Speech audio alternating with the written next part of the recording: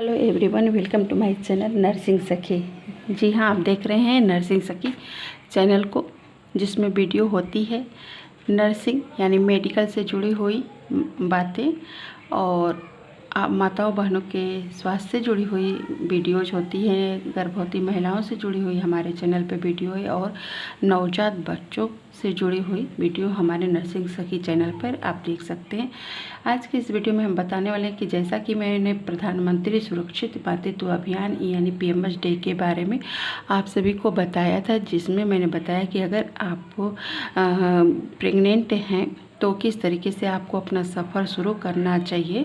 बाकायदा जो सरकार की योजना है उसमें आप कैसे, उसकी देखरेख में, उस अभियान में आप कैसे शामिल हो सकती हैं और शामिल होकर के अपने जर्नी को कैसे आप सफल तरीके से पूरा कर सकती हैं।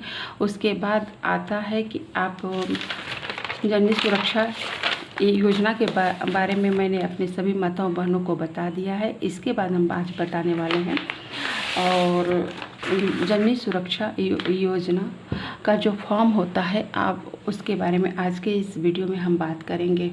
तो बिल्कुल आप सभी मेरे नर्सिंग सखी चैनल को सब्सक्राइब कर लें और लाइक कमेंट शेयर करना तो बिल्कुल मत भूलिएगा, जिसको ऐसी ज़रूरत है, और सबको जागरूक करिए ताकि सभी जो पात्र हैं हमारी माताएं बहनें उनको इन सब योजनाओं की जानकारी हो सके। मेरे चैनल का भी यही उद्देश्य है कि जो मेडिकल क्षेत्र की जानकारी हमारे माताओं बहनों से जुड़ी हुई हम उनको सहज रूप से दे सकें, उनको सहज रूप से जागरूक कर सकें उन योजना के बारे में जो सरकार द्वारा चलाई जाती है हमारे मेडिकल क्षेत्र में, हमारे सरकारी अस्पतालों में। तो जी हाँ, आज के इस वीडियो में हम बताते हैं आपको जननी सुरक्षा योजना का उपपत्र फॉर्म कैसे फिलअप किया जाता है और क्या क्या चीज़ें होती हैं। तो वीडियो में चलिए सुनते हैं। जैसे ही आप संस्थागत प्रसव कराती हैं, आपका रजिस्ट्रेशन होता है, तो इस तरीके से आप संस्थागत प्रसव कराने के लिए कराने से पहले आपका ऐसा रजिस्ट्रेशन कराती हैं किसी छोटे से छोटे सरकारी स्वास्थ्य केंद्र में या बड़े में, तो आपका एक कार्ड बनता है। जी हाँ, इस कार्ड पे एक नंबर दिया जाता है जिसे कहते हैं MCTS नंबर यानी mother child trekking serial number एक होता है, जो आपकी एक यूनिक ID होती है, एक मदर की यूनिक ID होती है। तो ऐसा कार्ड होगा, उस पर एक आपको नंबर मिला होगा, तो एक कार्ड भी ले लीजिएगा साथ में। जब भी आप प्रसव कराने जाएं तो तुरंत ये सारी जो चीज़ें जननी सुरक्षा योजना में लगती है आपको रख लेनी चाहिए, ताकि आपको फिर दोबारा भाग दौड़ करने की ज़रूरत नहीं पड़े। और जब आप ये सब चीज़ें जितने ज़रूरी दस्तावेज हैं रख लेती हैं, तो फिर आपको इस योजना का लाभ मात्र 24 से 48 घंटे में आपके खाते में ऑनलाइन ट्रांसफ़र हो जाता है। जो भी धनराशि जननी सुरक्षा योजना में सरकार के द्वारा दी जाती है, यह निर्भर करता है, हर स्टेट में अलग है, हर क्षेत्र के लिए अलग है। तो आप किस स्टेट में हैं उस स्टेट के हिसाब से ये धनराशि आपको दी जाएगी, या जिस क्षेत्र से हैं उस क्षेत्र के हिसाब से जननी सुरक्षा योजना की धनराशि दी जाती है।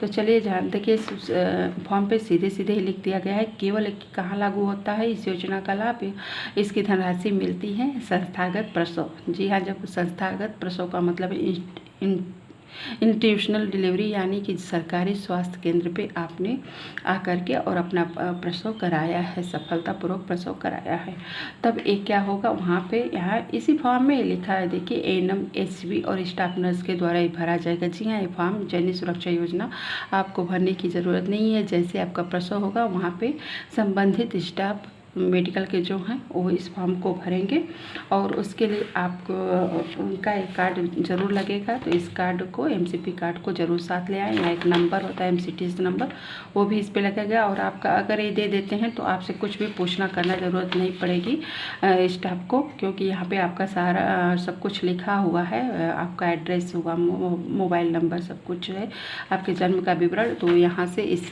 पत्र में भर सकती हैं। तो इस तरीके से सारी जानकारी फिलअप होगी। उसके बाद आपके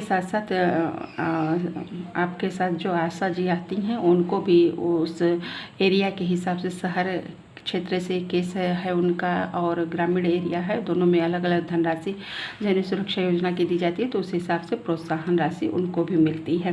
तो इस तरीके से प्रमाणित होता है वहाँ के स्टाफ के द्वारा, एएनएम हो, स्टाफ नर्स हो, जिसने डिलीवरी कराई है स्वास्थ्य केंद्र में, उसके द्वारा ये प्रमाणित किया जाता है।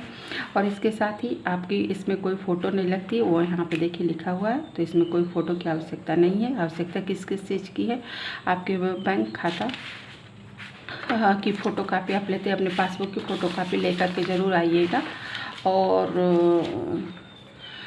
आपके पास मेन जो होना चाहिए वो आधार कार्ड होना चाहिए पासबुक की फ़ोटो कापी के साथ साथ। और आपके यहाँ पे 2 गवाह सिग्नेचर करते हैं, आपके घर का कोई हो सकता है, आपका हस्बैंड हो सकता है, आपकी माताजी हो सकती हैं, कोई भी घर का सदस्य। और ये लाभार्थी का स्वयं यहाँ पे हस्ताक्षर होता है, और इस तरीके से हम जिसने प्रसव किया है उनका हस्ताक्षर होता है। और आपने अगर एक कागज़ तुरंत दे दिया तो देखिए सब इसी वहाँ पे तुरंत चीज़ें प्रमाणित की जाती हैं, और इस तरह प्रमाणित होकर के आप यहाँ देख सकते हैं 24 से 48 घंटे के अंदर आपके खाते में धनराशि पहुँच जाती है। अगर यूपी की बात करें तो अगर आप शहरी क्षेत्र की हैं, शहर में है आपका घर, तो आपको 1000 रुपया, और ग्रामीण क्षेत्र एरिया में आप आती हैं, आपका घर है उधर ग्रामीण एरिया में, तो 1400 रुपया आपको लाभ मिलता है। वहीं आशा को शहरी क्षेत्र की आशा जी हैं तो उनको 400 रुपये प्रति केस, और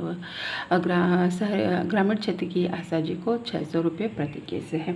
तो इस तरीके से है, और सारी चीज़ें भरी जाएंगी, इसमें आपको कुछ भरने की अपनी तरफ से नहीं ज़रूरत है। और इसके साथ साथ आपके बच्चे का जन्म प्रमाण पत्र भी वहाँ के स्टाफ के द्वारा ही बनाया जाता है। तो आप जब भी संस्थागत प्रसव कराते हैं तो आपको कोई भागदौड़ करने की ज़रूरत नहीं होती है। जो सरकार के द्वारा नियत धनराशि है वो अगर आपने पे पर टाइम पे दे दिया है, जमा कर दिया है, तो 24 से 48 घंटे में ऑनलाइन ट्रांसफ़र हो जाएगा आपके खाते में। तो ये NRHM के तहत होता है, और ये ऐसा नहीं है एक बच्चे पे 2 बच्चे पे, ऐसा तो अभी नहीं है। और हर प्रसव के बाद महिला को ये धनराशि मिलती है, चाहे आपका 3रा बच्चा हो, 4था बच्चा हो, सब पे मिलता है ये। और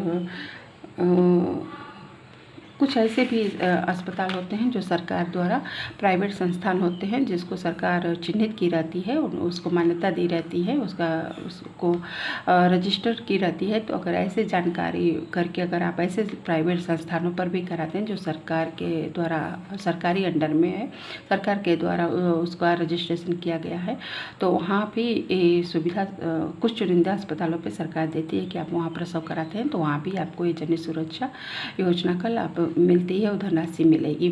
तो वहाँ के स्टाफ के द्वारा फॉर्म भरा जाएगा।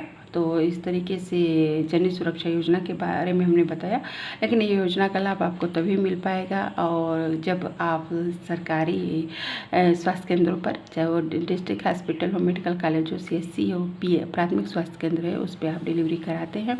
तो ज़्यादा से ज़्यादा कोशिश करिए कि आप ज़रूर जो आपके एरिए में सरकारी स्वास्थ्य केंद्र है वहाँ पर आप जाएँ और अपने सुरक्षित प्रसव को संपादित कराएँ, आपका बच्चा भी स्वस्थ हो और आपका नवजात भी स्वस्थ हो। आपको इस योजना के साथ साथ आपको वहाँ मिलेगा, जब आप प्रसव के बाद 48 घंटे तक आप रुकती हैं अस्पताल में, तो महिला जो माँ बनी हैं, उनको जो खाना है, उनके स्वास्थ्य की देख रेख है, सब कुछ सरकार की तरफ से ही दिया जाता है। यहाँ तक कि उनके सुबह और शाम में जो हल्का फुल्का नाश्ता होता है, जैसे ब्रेड हो, दूध हो, चाय हो, बिस्किट हो, ये सब भी आपको सरकार की तरफ से मिलता है, जब तक कि आप 48 घंटे पे डिस्चार्ज न हो जाए। तो डिस्चार्ज के वक्त ज़रूर पेपर दे दीजिएगा, ताकि आप जब घर जाएँ तो सारा काम अपना करके जाएँ, और आपके घर जाने के 24 घंटे से 48 घंटे के भीतर ही इसको ऑनलाइन ट्रांसफ़र कर देना है आपकी धनराशि।